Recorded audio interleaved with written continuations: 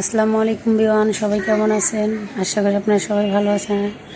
আল্লাহর রহমতে আমরাও ভালো আছি। আজকে নতুন একটা ভিডিও নিয়ে হাজির হব। আমি আজকে সারাদিন কী কী করি না করি সেটা দেখাবো। এই যে ঘরদোর গোছানো হয়েছে, দেখুন। আজকে 2 দিন ধরে ভিডিও দিতে পারি না। আর ছোটো বাবুটা অনেকটাই অসুস্থ। সুই দিয়েছিলাম, টিকা দেওয়া হয়েছিল, তারপরে জ্বর এসে পড়ছিল। ছোট একটা বারান্দা আছে আমাদের, বেলকনি বলে, ছোটোখাটো সিঙ্গেল রুমের জন্য আর কি, ছোট, একেবারে ছোট।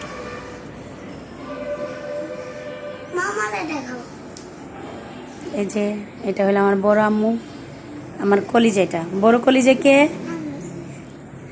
আমার বড় কলিজা। ছোট কলিজা কে? তোমার বই নেই? সেটা তো আমি জানি না। এই যে দেখেন, এগুলি কোনো কিছু গুছানো ছিল না, আজকে হালকা পাতলাভাবে গুছাইছিলাম।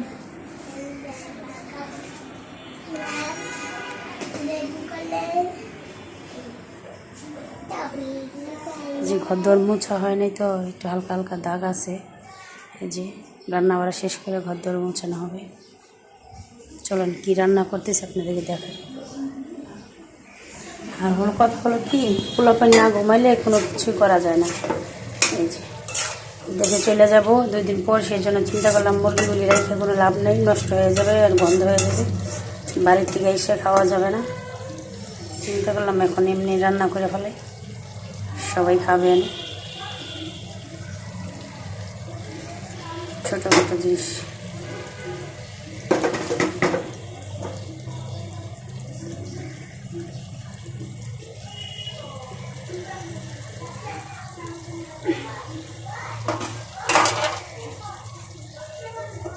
তরকারিটা হয়ে গেছে, রাখি। যে এটা গরম করব, এটা হলো পেঁপের তরকারি আমার বোনের। গ্যাসের সমস্যা তো,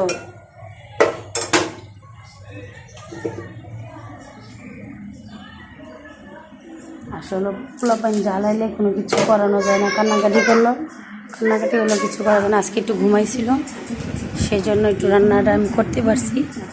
মাশাল্লাহ মাশাল্লাহ। আসসালামু আলাইকুম আম্মুজান, ভালো আছেন? আসসালামু আলাইকুম। মানে কেমন আছেন? ভালো আছেন আপনি? মানে ভালো আছেন নিমা?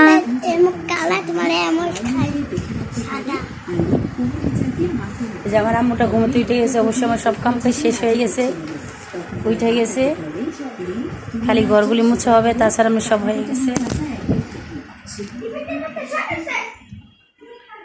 সব কাজ শেষ আমার। ভালো থাকেন, সুস্থ থাকেন, আল্লাহ হাফেজ, আসসালামু আলাইকুম।